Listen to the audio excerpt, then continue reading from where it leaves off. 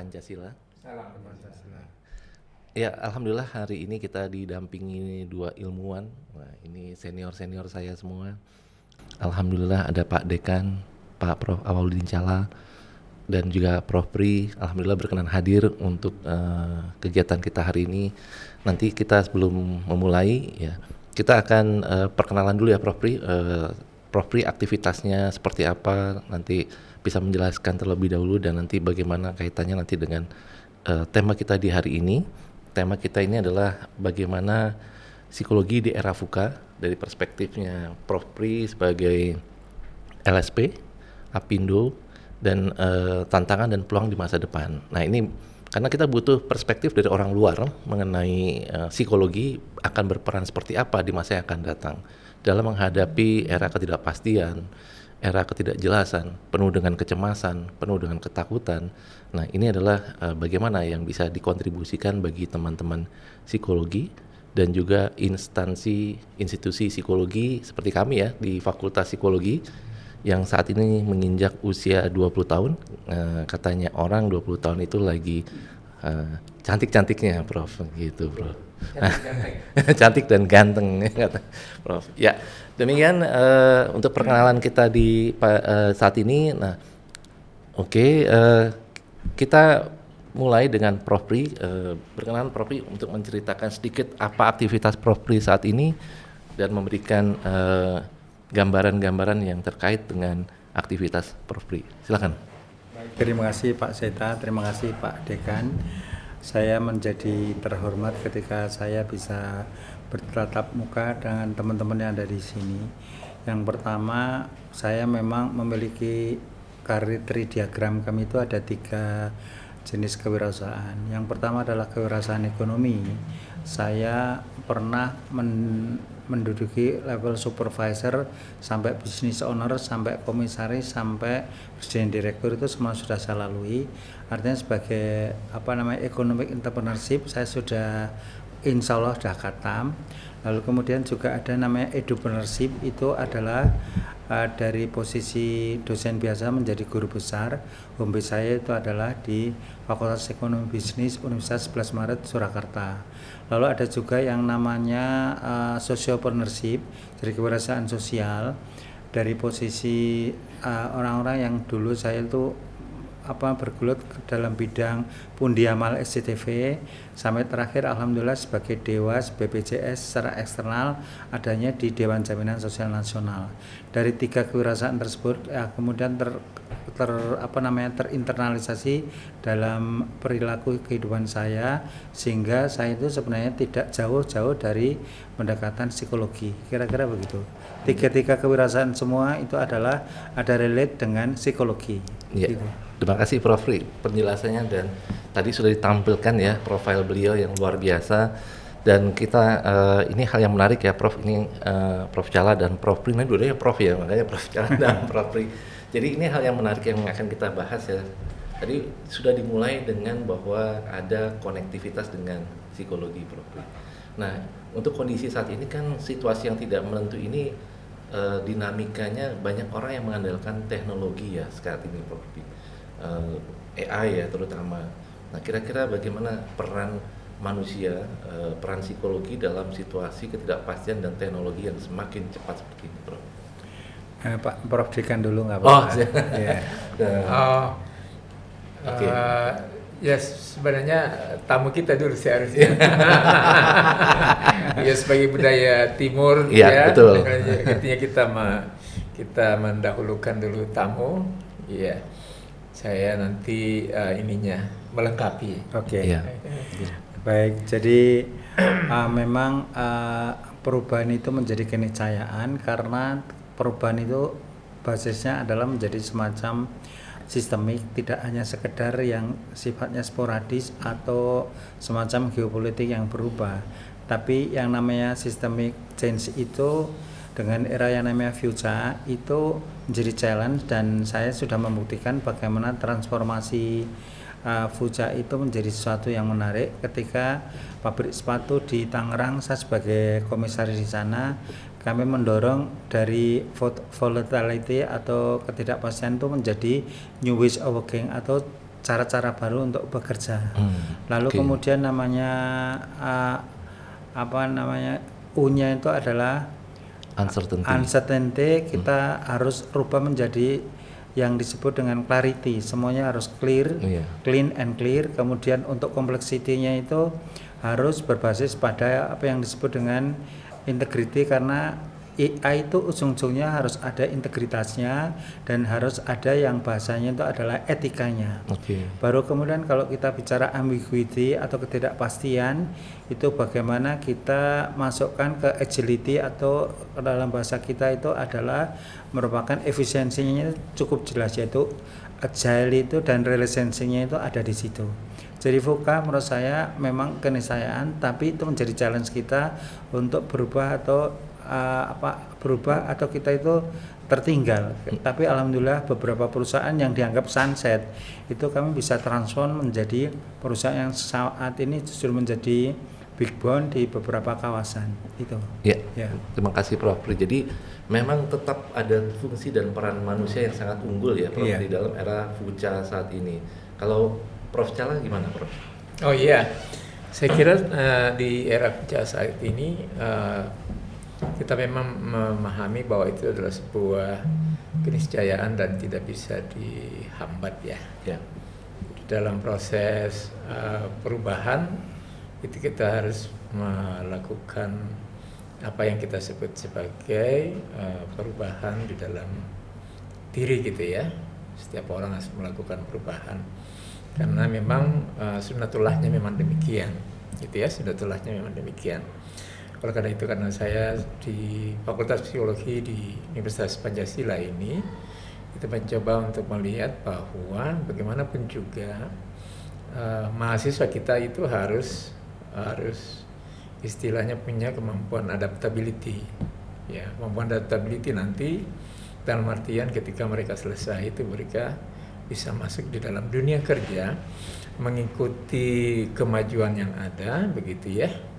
Oleh karena itu beberapa hal yang kita lakukan di Fakultas Psikologi adalah mencoba juga melihat bahwa bagaimanapun juga kurikulum kita itu harus disiapkan dengan baik, begitu ya. Sisi lain bahwa adalah bagaimana teman-teman di Fakultas Psikologi ini sebagai supporting dalam hubungannya untuk mendukung menyiapkan mahasiswa kita untuk siap nanti di dunia kerja, begitu ya. Itu adalah juga harus punya sense untuk melakukan perubahan tadi, mengikuti perubahan yang ada di dalam dunia kerja gitu ya, atau dalam masyarakat. Karena kalau tidak demikian kita selalu tertinggal gitu ya. Bagaimanapun juga selalu kita ketahui bahwa dunia kerja itu atau masyarakat itu memang cenderung lebih leading dibandingkan dengan dunia pendidikan. Oleh karena itu bagaimanapun juga perubahan-perubahan itu harus tetap kita ikuti dengan cermat sesuai dengan kebutuhan yang terjadi di masyarakat itu tadi. Iya. Ya. Baik Prof. Jadi memang menarik ya Prof ya. Jadi ini seperti yang tadi Prof Pri sudah sampaikan, kaitan psikologi itu memang bagaimana memahami perilaku. Perilaku ini termasuk juga dengan perubahan-perubahannya yang ada. Sehingga dibutuhkan satu empati, pemahaman secara menyeluruh. Dan di dalamnya empati itu setelah dia aware itu ada namanya kreativitas, ya harus dia tumbuhkan. Dan selain itu dia juga setiap kali punya ide belum tentu orang-orang akan mengiyakan idenya. Nah, artinya banyak hal yang perlu dipersiapkan yaitu kepemimpinannya. Nah ini yang untuk leading ke depannya. Kemudian pengambilan keputusan yang relatif yang kita harus cepat ya dalam situasi yang tidak menentu. Dan kolaborasi. Ini yang menarik ini.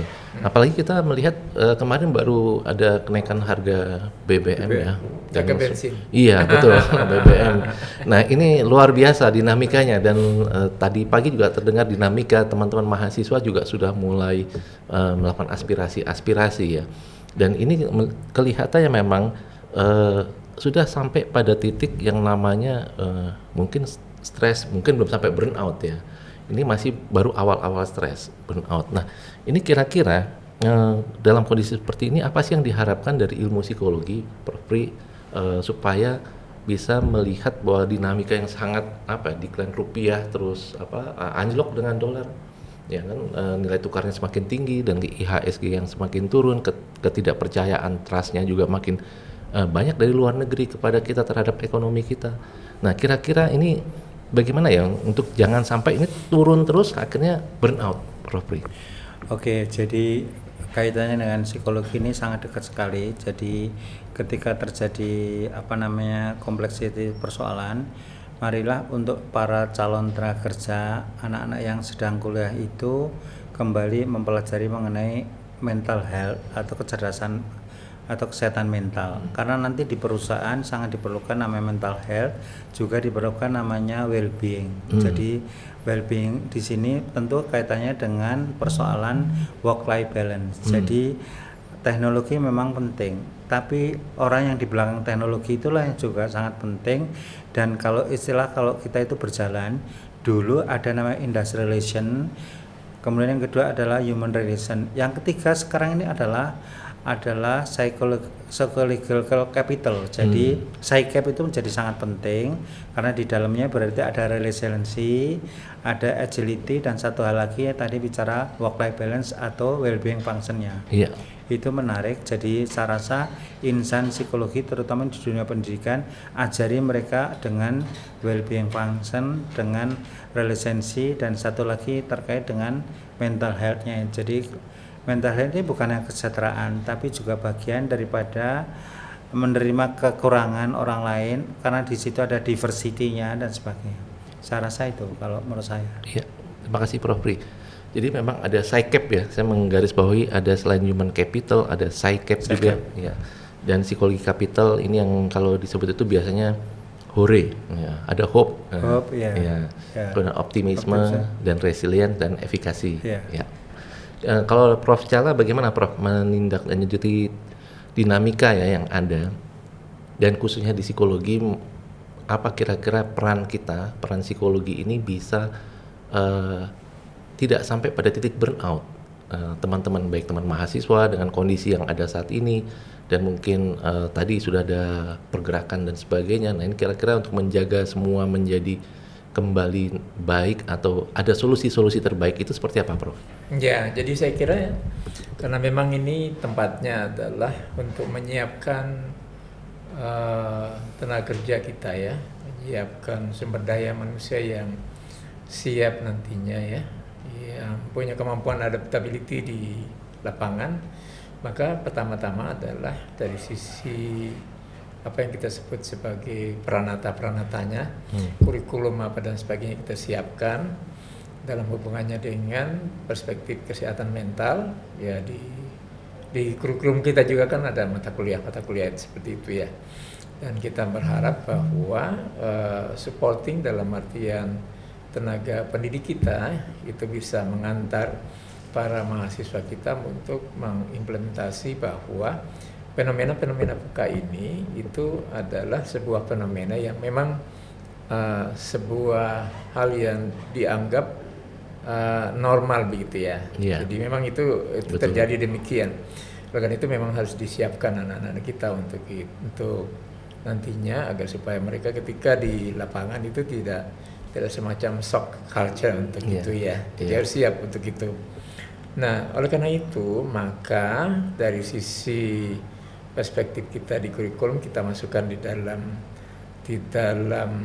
baik itu dalam strategi pembelajaran pendidik ya, maupun di dalam aktivitas kegiatan tugas-tugas mereka begitu ya, membiasakan mereka dalam hubungannya dengan fenomena-fenomena stres apa dan sebagainya. Stres dalam artian bahwa tugas-tugas yang diberikan itu adalah tugas-tugas yang membuat mereka punya kemampuan adaptability yang tinggi. Nah, di samping itu juga kita juga meminta di dalam struktur kurikulum kita disiapkan aktivitas-aktivitas kegiatan yang cenderung pada aktivitas yang sifatnya project based apa dan sebagainya gitu ya. Sehingga mereka itu sudah terbiasa dengan dunia yang ada di sekelilingnya, di sekitarnya. Kegiatan-kegiatan lain adalah mengundang para narasumber kita dari luar yang punya kemampuan sesuai dengan keahlian mereka untuk masuk sesuai dengan materi-materi perkuliahan yang saya kira bisa memberikan informasi yang kekinian dalam hubungannya dengan apa yang terjadi di masyarakat nantinya. Sehingga mereka sudah terbiasa, sudah mengetahui informasi itu lebih dulu. Sekiranya dalam perspektif teoritis ya di psikologi, artinya apabila kita sudah mengetahui sebelumnya informasi itu, saya kira kita sudah punya semacam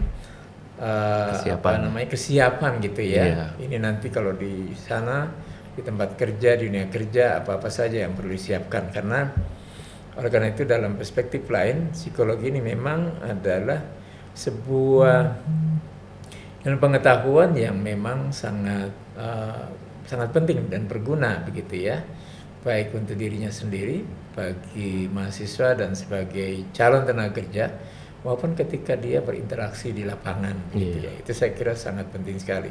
Sehingga kalau itu diyakini, dialami dengan baik dan juga dihayati, saya kira ketika mereka masuk di dunia kerja, mereka tidak terlalu istilahnya shock. Kalau Mas Seta mengatakan shock gitu ya. Seperti itu kan sudah ada penyesuaian diri begitu ya, seperti itu. Ya, betul sekali Prof. Jadi memang di kurikulum di Fakultas Psikologi itu ada magang Prof. Jadi ada magang, dan kemudian di kami sendiri Fakultas Psikologi UP itu lebih berorientasi pada psikologi bisnis. Ya, jadi bagaimana menyiapkan para pebisnis tentunya Prof. Para CEO menghandle berbagai situasi psikologisan pastinya yang nanti dalam bisnis itu sangat bervariasi. Nah ini penting memang menyiapkan dan mereka supaya jangan sampai salah dalam pengambilan keputusan. Nah ini menarik sekali Prof. Tadi udah menyampaikan bahwa mental health, sebenarnya ini mental health ini sebenarnya isu personal atau sudah layak diangkat menjadi sebuah isu strategik sebuah organisasi. Karena mereka berpikiran gini, udahlah yang penting kita investasi, kemudian kita paksa mereka untuk capai target, yang penting organisasi capai target, nggak usah lah work-life balance, mental health. Kadang-kadang justru malah kalau orang Indonesia di budaya kita gitu kan malah tambah malas-malesan gitu misalnya Prof. Pri. Nah ini seperti apa Prof menghadapi shifting paradigm ya? Jadi kalau yang namanya mental health itu sudah menjadi isu strategi di perusahaan, karena pasti menyangkut mengenai employee experience, kemudian employee engagement, dan kemudian juga nanti di situ itu bagian daripada istilah saya itu tidak cukup dengan talent, tetapi juga harus ada yang disebut dengan etos kerja atau achievement. Jadi high talent dan high achievement itu akan bertemu di dalam yang disebut dengan rockstar. Ketika orang tuh merekrut sebaik-baiknya orang, katakanlah nanti lulusan dari psikologi Universitas Pancasila, sudah mendapatkan predikat misalnya bagus, tapi ketika nanti di dalam ekosistem itu ternyata perusahaan reputasinya tidak bagus, dilihat dari anak-anak, oh ternyata ini sering memecat karyawan, gajinya sering telat, itu menjadi employee experience di mana dia tidak tertarik untuk masuk ke situ. Dan itu berarti sistemik. Jadi kalau sudah bicara lagi-lagi, kalau istilah saya yang namanya mental health itu adalah ekosistem. Ekosistem yang harus di-develop. Satu hal lagi menurut saya yang menjadi kebutuhan dunia industri itu adalah soft skill. Jadi bolehlah kalau kita bicara teknologi itu seperti hard skill. Jadi kalau anak psikologi itu memenuhi istilahnya itu sudah mencukupi terkait dengan kurikulumnya, itu ibarat paspor itu adalah masuk pesawat. Jadi itu sudah punya tiket untuk masuk pesawat. Tapi jurusan itu nanti mau ke Bali, ke Jepang atau apa, itu adalah soft skillnya. Jadi soft skill yang menentukan dia nanti akan turun di mana, landing di mana. Tapi kalau kemudian ternyata soft skill yang tidak cukup kuat dan kemudian berantakan, mungkin dia cukup naik bis saja, jadi tidak sampai naik pesawat. Itu ibarat saya bedanya soft skill sama hard skill di situ. Baik Prof. Jadi kalau tadi disampaikan oleh Prof Jala bahwa kurikulum sudah di set up, kemudian mahasiswa sudah mengikuti dan ditambah lagi dengan kerjasama dengan LSP. Saat ini kita sudah kerjasama juga dengan LSP Apindo. Jadi pengetahuan dapat kemudian diujikan secara sertifikasi untuk kesiapan kerja. Nah itu 2 tiket yang didapatkan. Jadi nggak lagi naik angkutan darat ini Prof ya. Ini punya potensi untuk naik angkutan udara. Ya. Jadi tapi kembali lagi mau kemana, mau ke Jepang atau mau cuma ke Semarang gitu ya Prof ya. Iya. Ini tergantung pada tadi masing-masing orang itu bagaimana mengembangkan keterampilannya di ketika sudah naik pesawat itu. Yang penting wahananya sudah siap, tapi kembali lagi ini di masing-masing. Gitu ya Prof ya. Betul. Prof, salah mungkin ada tanggapan Prof? Oh iya, benar juga yang disampaikan Prof Pri ya, dari studi-studi di Amerika misalnya saja di Next Job Outlook ya Prof ya. Next Job Outlook itu sebuah studi ya di Amerika yang setiap tahun dilakukan begitu ya, dan terlihat memang bahwa soft skill itu adalah faktor-faktor penting ya, macam faktor penting yang memberikan tiket pada alumni ya, atau hasil pembelajaran di perguruan tinggi itu untuk mudah masuk di lembaga pekerjaan atau di organisasi, di baik itu pemerintah maupun di lembaga-lembaga swasta apa dan sebagainya untuk bekerja. Karena itu adalah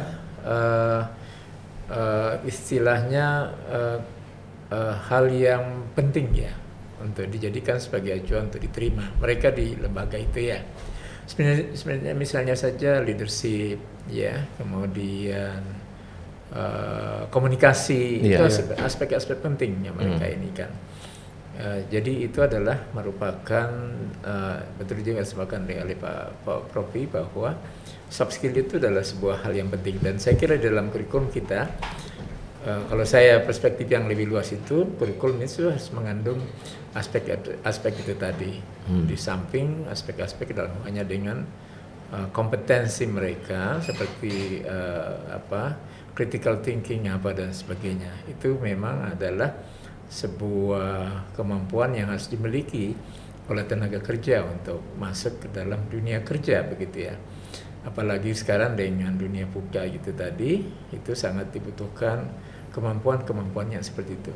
Satu lagi yang paling penting adalah konteks yang dihasilkannya adalah pada karakter itu ya. Itu adalah sebuah hal yang penting untuk kita masukkan di dalam kurikulum agar supaya mencirikan sebagai tenaga kerja keindonesiaan ya Prof ya. Ya ada ciri khusus kita kalau menurut saya. Oleh karena itu di Fakultas Psikologi Universitas Pancasila itu kan ada mata kuliah kepancasilaan ya. Mata kuliah Pancasilaan itu mencirikan Universitas Pancasila, dan itu adalah istilahnya adalah keunggulan kompetitifnya Universitas Pancasila.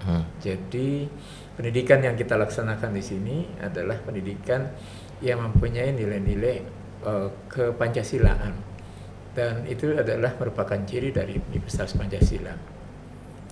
Dan itu kita berharap bahwa dalam perspektif ekosistem di pembelajaran maupun ekosistem pendidikan itu memberikan ciri baik itu pada mahasiswanya maupun pada masyarakat ya begitu ya.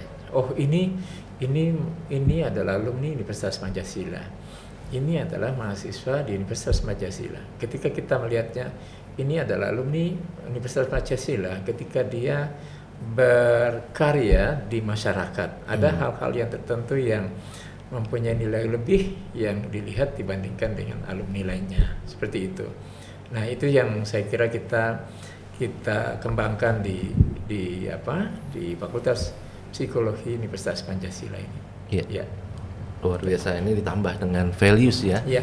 Nilai-nilai Pancasila yang namanya Universitas Pancasila, ditambah Pancasila ini menjadi nilai dan sesuatu yang harus bisa diimplementasikan.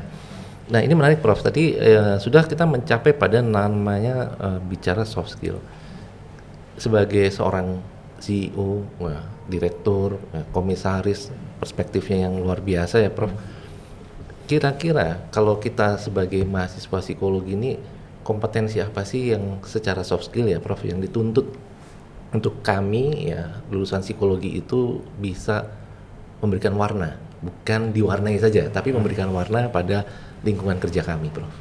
Oke, jadi Prof Dekan sudah menyampaikan yang pertama adalah mengenai communication skill ya. Jadi communication skill itu ada dua, yang basisnya adalah ada yang yang istilahnya itu kalau bahasanya itu ada yang kalau communication skill itu kalau ada yang lisan dan tulisan. Iya. Tapi yang dari segi lisan itu ada dua makna, di mana mereka itu how to say-nya dan what to say-nya itu penting. Jadi dia harus belajar mengenai how to say maupun jadi yang istilah saya adalah verbal dan non verbal itu betul-betul harus dipelajari.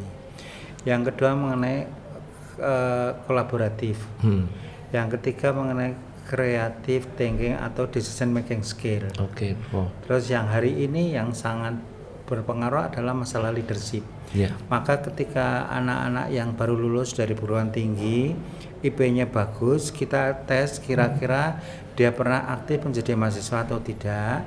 Terus kemudian bagaimana dia dalam keaktifan sebagai organisasi inter mahasiswa atau ekstra mahasiswa itu di posisi mana, kompleksitasnya seperti apa, dan itu adalah main point yang bagus.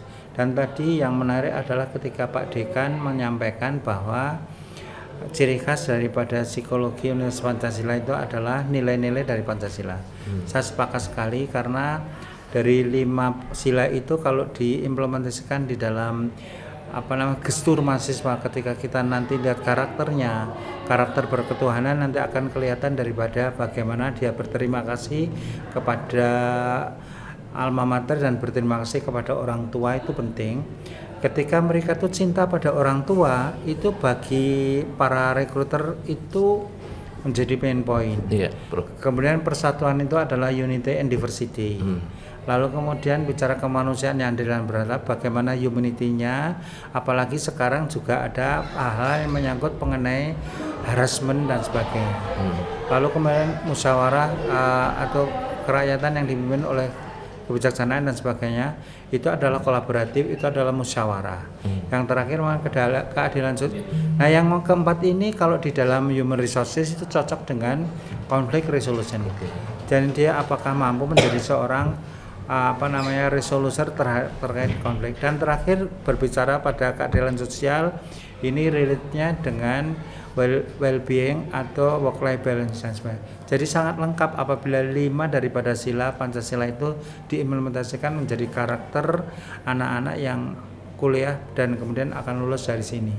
Dan itu akan dibawa mereka seumur hidup, bahkan dunia akhirat insya Allah. Ya. Tapi ini tantangan nih ya, Prof ya. Ini dua-duanya pendidik ya, dan di dunia pendidikan bahwa yang tadi disebutkan itu satu hal lah. Satu hal lagi, kita sedang berhadapan dengan generasi Z, Alpha, ya, Prof ya. Dimana ini karakteristiknya memiliki perbedaan yang luar biasa ya. Mungkin ini pandangan para pendidik-pendidik ini ya, Prof ya, dengan teman-teman generasi saat ini, dengan kelebihannya pastinya mereka. Dan kemudian terkait dengan tadi nilai Pancasila, kalau dulu mungkin masih kita lulusan P4 mungkin ya, P4 itu masih ada pelatihan terkait dengan Pancasila. SD masih kenal namanya PMP. Nah, tapi teman-teman yang Gen Z ini memang secara terpapar seperti itu mungkin sudah semakin tidak ada gitu, Bro. Tapi ketika kita memasukkan ini menjadi satu uniqueness dalam dunia pendidikan, nah ini kan tantangan terbesar apalagi di level mahasiswa di universitas. Padahal kalau ini kita bicara karakter, memang baiknya kan dari kayak dulu lagi kan, kayak dari TK, SD, SMP. Nah ini akan jauh lebih. Nah kira-kira pandangannya gimana ya, Prof? Ini penting nih dari dua perspektif. Iya. Kebetulan saya di Solo itu punya saya kan sebagai ketua Dewan Pembina, kami punya sekolahan, ada 30 sekolah.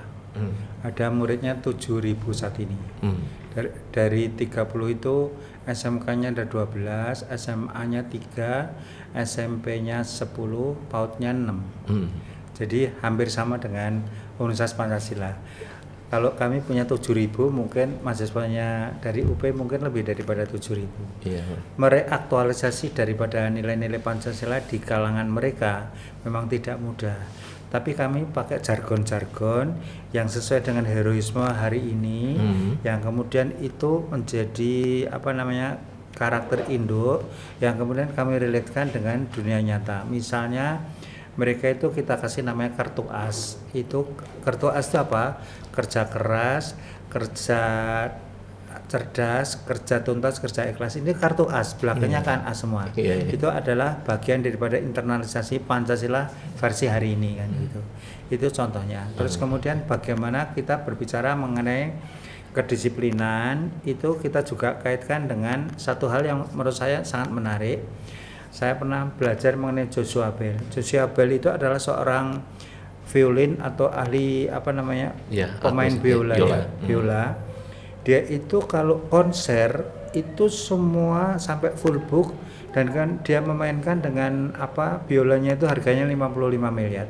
Tapi ketika ada sebuah riset oleh Washington Post, itu riset itu adalah mengenai social life, bagaimana dia ngamen di di stasiun dengan bagaimana ketika dia konser. Waktu konser full book, tapi ketika dia itu ngamen itu hanya dapat 400.000. Artinya ketika seseorang itu punya skill tapi tempatnya salah, nggak akan dihargai, dan itu seperti pengamen. Itu saya ajari kepada mereka bahwa kamu kalau salah tempat, salah salah lingkungan, itu nggak lebih daripada pengamen. Even kamu mungkin lulusan yang terbaik. Dan ini silakan Anda bawa di dalam perguruan tinggi. Menurut saya bisa. Jadi idiom-idiom itu harus dibawa kepada alam kekinian, yang kemudian nanti ujung-ujungnya adalah merupakan bagian nilai-nilai moral yang akan kita bawakan. Saya itu Pak. Luar biasa, inspiratif ini. Ya, jadi jangan sampai salah tempat ya Prof. Jangan sampai salah. Kalau emas taruhnya sembarangan itu mungkin dikira emas-emasan gitu ya. Ya betul. Mas Dubai. Mas Dubai. Ya kira-kira begitu. Ya, baik. Silakan Prof.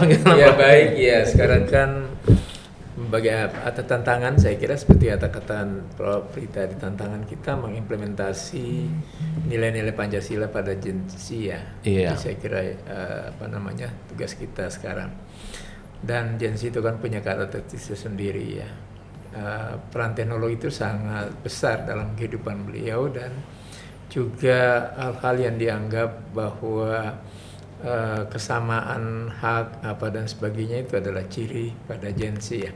Oleh karena itu saya kira bagi kita di Fakultas Psikologi dan teman-teman, saya kira bagaimana membuat aktivitas kegiatan di dalam perspektif perkuliahan itu dalam bentuk implementasi begitu ya. Jadi implementasikan tugas-tugas, diberikan tugas dalam bentuk project-project, case study, kemudian mereka masuk ke dalam lapangan gitu ya, dibawa ke dalam lapangan. Mereka memahami sendiri, dan nanti mereka tahu, ini sebenarnya kalau kita tarik, ini masuk dalam nilai ketuhanan yang Maha Esa, ini masuk dalam nilai persatuan dan kesatuan, ini masuk dalam konteks keadilan sosial dan sebagainya. Jadi kita tidak perlu lagi istilahnya dulu waktu saya mungkin dengan Pak Pri menggurui gitu ya. Atau menghafal. Mencongak. Jadi dia sendiri yang memahami, ini sebenarnya kalau ditarik masuk ke dalam, ini masuk ke dalam sila-sila seperti itu. Jadi ada internalisasi nilai sendiri yang mereka hayati, dan itu saya kira akan lebih lama dalam perspektif psikologi kognitif, saya kira begitu ya, akan lebih lama mengendapnya, dan itu akan dibawa sampai titik akhir usia mereka begitu ya, seperti itu. Karena itu pengalaman hidup mereka, dibandingkan kalau kita buat dalam bentuk seminar dan sebagainya begitu ya, yang sifatnya hanya aspek kognitif saja. Mereka hanya diminta mendengarkan dan sebagainya. Tapi sekarang itu mereka harus melakukan, dan tugas-tugas itu mungkin bagusnya dimasukkan, diinsersi ini ya dengan teknologi gitu ya. Karena itu adalah mereka sangat cekatan, dan juga mereka sangat senang dengan konteks seperti itu. Oleh karena itu dalam perspektif pembelajaran kita di Fakultas Psikologi, kita mengharapkan agar supaya pendekatan-pendekatan seperti itu sangat diinginkan, agar supaya bisa lama mengendap dalam memori beliau, dan itu dia rasakan sendiri, dia hayati sendiri, dia memahami sendiri, dan akhirnya itu dia nanti menjadi sebuah habit, kebiasaan. Ya, itu saya kira yang paling penting. Mengimplementasi nilai-nilai Pancasila begitu harus dengan dilakoni gitu ya, dilakukan gitu ya, seperti itu ya. Tidak dengan diceramain seperti itu. Nah, itu saya kira sangat penting. Mungkin kita sepakat ya, Prof, awalnya. Jadi kita lagi berpikir ini ya, kita perlu menanyakan ke Prof Pri ya, bareng-bareng ini. Kira-kira apa yang harus kami lakukan di institusi Fakultas Psikologi ya, untuk meng-create tadi yang orang-orang yang tadi sudah kita bicarakan itu, kira-kira ada kiat-kiat atau masukan-masukan pada kami untuk kami terus bisa improve ya, Prof, ke depannya untuk bisa memberikan berkontribusi ya pada teman-teman yang mungkin saat ini S1. Di kami sudah ada S2, Prof, S2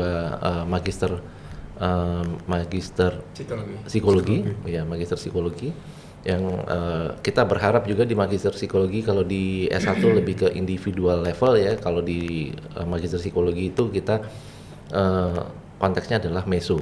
Ya, mudah-mudahan bisa sampai ke arah makro kebijakan, karena salah satunya juga kebijakan ini juga perlu direview apakah tadi sebuah kebijakan akan mendorong kesehatan mental atau sebaliknya. Nah, ini kira-kira bagi kami yang sudah memiliki S2 dan rencana mudah-mudahan kami memiliki profesi, Prof, yang akan juga berkontribusi pada masyarakat, dan yang terakhir mudah-mudahan cita-cita kami di tahun-tahun depan itu kita sudah mengembangkan di S3-nya, Prof. Jadi kira-kira apa nih, Prof? Dari pengusaha, dari komisaris, apa nih biar kita bisa bisa boosting. kita adapt ya. Iya, betul. Ya, saya jadi ingat ada satu cerita kisah mengenai burung gagak dan burung elang ya. Iya. Jadi gagak itu hanya satu-satunya burung yang berani mematuk kepalanya elang dengan di atas burung elang itu. Jadi gagak itu mematuk kepalanya elang gitu. Tapi elang tidak membalas. Dia itu cuma naik terbang tinggi, lebih tinggi lagi. Akhirnya gagak kan kehabisan nafas, udara, akhirnya dia itu jatuh sendiri. Kalau kita psikologi ini diikuti oleh perguruan tinggi yang lain, tinggal Anda naikin aja terus, nggak usah ngikutin mereka, akhirnya mereka akan jatuh sendiri. Bagaimana caranya? Satu adalah ketika kita punya S1, S2 yang kemudian rata-rata mereka itu adalah karyawan, direkognisi saja kehebatan-kehebatan mereka menjadi nilai satuan kredit yang mereka sudah adopsi, lalu kemudian libatkan para praktisi seperti misalnya profesor atau kami sendiri. Oh, ini diperlukan di perguruan tinggi, ini diperlukan di perusahaan, dan itu sudah nggak usah kuliah, tinggal dia diuji saja apakah ujiannya itu bisa nanti berupa tesis, disertasi, atau paper dan sebagainya. Itu pun kemudian menurut kami penjenengan semua bisa menyiapkan yang namanya proceeding. Jadi tidak harus terindeks Scopus. Jadi proceeding, setiap proceeding sudah masuk itu sudah sebagai penghargaan atas karya ilmiah jurnal non Scopus lah istilahnya begitu. Itu salah satu kita untuk naikin supaya gagak-gagak tadi itu akhirnya kelepek-kelepekan gitu satu. Kemudian yang kedua mengenai sertifikasi itu adalah menurut kami itu memang sudah menjadi kewajiban. Tapi kalau kita lihat nanti semua menjadi sertifikasi yang mana? Karena psikologi UI juga punya sertifikasi. Psikologi ya kalau menurut saya sertifikasi yang diakui oleh dunia usaha. Alhamdulillah ketika memilih LSP MSNM Apindo itu sudah cukup bagus. Kemudian berikutnya nanti adalah orang-orang itu sekarang itu sedang mengejar gelar CCC yang misalnya Certified of Talent Management Professional, Certified of apa dan sebagainya. Nanti kita bisa kolaborasi antara Fakultas Psikologi Universitas Pancasila dengan Apindo Training Center untuk merekognisi, untuk memberikan gelar-gelar non akademik yang berbasis pada gelar profesi yang seperti itu. Dan itu kita juga dihargai karena ada 2 profesor di sini yang bisa tanda tangan kan. Itu salah satu bentuk jadilah elang bukan sebagai gagak. Itu sebagai gambaran dari saya secara singkat ya. Nah, kalau secara detail nanti diundang untuk diskusi mengenai strategi manajemen, lah itu beda lagi. Kita undang Prof berikutnya, Prof apa ya? Iya, luar biasa itu perumpamaan dari Prof Pri ya. Saya kira yang paling penting menurut beliau adalah kita harus berkarya terus gitu ya. Iya, betul Prof. Tanpa melihat kenapa saya harus melakukan itu ya. Ya, tapi kita harus melakukannya karena memang harus melakukan, begitu kan? Gitu ya. Melakukan dalam artian itu untuk kesiapan kita semuanya. Ya. Dan saya kira dengan LSP yang ada di Apindo, saya kira gitu ya Prof ya, itu akan membantu kita nantinya dalam menyiapkan mahasiswa kita nantinya untuk masuk ke dunia kerja, saya kira untuk memudahkan kita untuk. Dan saya kira relasi antara perguruan tinggi dengan komunitas stakeholder tadi itu sangat penting sekali. Apalagi sekarang kita memang dituntut untuk kolaborasi kan begitu ya. Iya, betul. Dan itu salah satu iku dari yang ditagih oleh Kemendikbudristek begitu ya. Nah, ya saya kira Prof Pri terima kasih banyak ini sudah memberikan informasi banyak dalam hubungannya dengan dunia kerja, dan kita tahu bahwa dalam konteks indikator bahwa perguruan tinggi sukses itu adalah sejauh mana alumni kita diterima di dunia kerja, ya. Itu saya kira yang paling penting. Indikasinya seperti itu. Kan itu juga ada ikunya kan, ikunya. Kita menagih berapa jumlah, kemudian berapa lama dia selesai, kemudian sudah dapat pekerjaan begitu ya, seperti itu. Nah, itu saya kira Mas Eta, kita berharap dengan Dies Natalis yang ke-20 ini, dengan adanya juga Pak Prof Pri yang saya kira bisa memberikan kontribusi besar dalam membangun Fakultas Psikologi Universitas Pancasila ke depan yang lebih baik. Ya, saya kira gitu. Ya, terima kasih Prof. Jadi memang terima kasih Prof Pri mengingatkan kita semua bahwa masing-masing keilmuan itu punya keunikan. Ya. Kita be fokus dengan apa yang kita miliki, karena masing-masing keilmuan itu saling melengkapi, bukan untuk saling berkompetisi. Nah, dan kemudian be sharp ya, artinya ditajamkan lagi ya. Jangan bicara mencapai target-target yang sebenarnya saat ini kita harus tumbuh dengan melatih menulis, ya latihlah menulis. Kita harus tumbuh dengan publikasi, latihlah publikasi terlebih dahulu. Dan teruslah memberikan warna pada ekosistem kita dengan pengetahuan yang kita miliki, dengan terus berbagi. Tanpa melihat merek, ya, mau Scopus, mau WOS, dan sebagainya. Tapi itu yang kita harus punya sampai pada satu titik, yaitu tadi semakin tajam, semakin fokus, dan akan semakin pastinya nilainya juga makin tinggi. Dan yang menarik juga adalah kolaborasi yang tadi Prof Cala sampaikan. Jadi saya terima kasih juga, kami terima kasih Fakultas Psikologi saat ini sudah berkolaborasi dengan LSPA SDM Apindo. Dan kita berharap juga selain tadi sertifikasi ekosistemnya ya Prof Cala ya, jadi kita juga berharap bisa ada teman-teman yang bisa magang di ekosistemnya Apindo, karena Apindo ini banyak ya Prof ya, anggotanya besar sekali. Jadi memang ini yang membuat kita bisa berinteraksi dan berkolaborasi ke depannya, karena sebelum disertifikasi mereka juga perlu diberikan wawasan terkait dengan magang 3 bulan. Kami ada 3 bulan magang Prof. Nah mungkin kita bisa leverage lagi. Dan selain itu juga di Apindo pasti kalau bicara webinar, seminar dan apapun itu pasti kaitannya dengan hal-hal yang praktis di lapangan Prof Cala. Jadi memang ketika mereka mahasiswa ini didekatkan dengan situasi kekinian praktis yang ada, mengasah keterampilan mereka juga untuk berpikir kritis dari atas ilmu yang mereka dapatkan, konsep-konsep psikologi yang ada di psikologi. Ya, terima kasih Prof Tri atas diskusinya di siang hari ini. Ini luar biasa, alhamdulillahirobbilalamin, banyak insight-nya, berkahnya, insya Allah di Jumat yang berkah didampingi oleh Prof Cala. Ini mudah-mudahan ini menjadi satu kebaikan. Amin. Dan menjadi awal yang baik hingga kapanpun juga, insya Allah. Amin. Ya, terima kasih. Terima kasih Prof. Ya, terima kasih Prof. Ya. Gambar dulu ya. Ya. Saya mau kirim ke Pak Rektor. Siap.